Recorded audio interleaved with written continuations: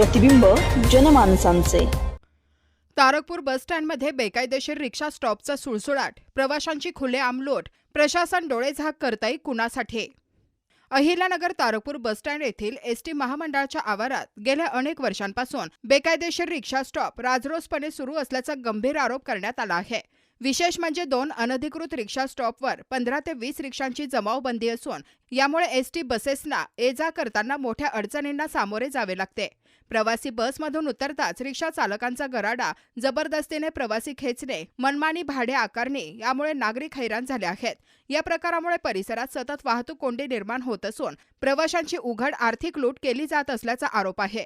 इतके गंभीर प्रकार घडत असताना हा बेकायदेशीर रिक्षा स्टॉप नेमका कुणाच्या आशीर्वादाने चालतोय?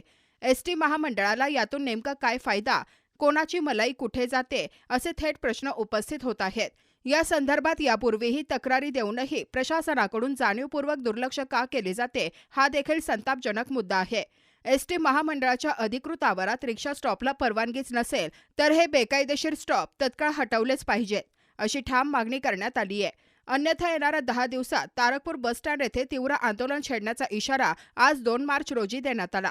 हा इशारा रिपब्लिकन पार्टी ऑफ गवई गट ओबीसी सेलचे जिल्हा उपाध्यक्ष विल्सन रुकडीकर यांनी दिला असून याबाबत जिल्हाधिकारी व आरटीओ कार्यालयात लेखी निवेदन सादर करण्यात आले आहे।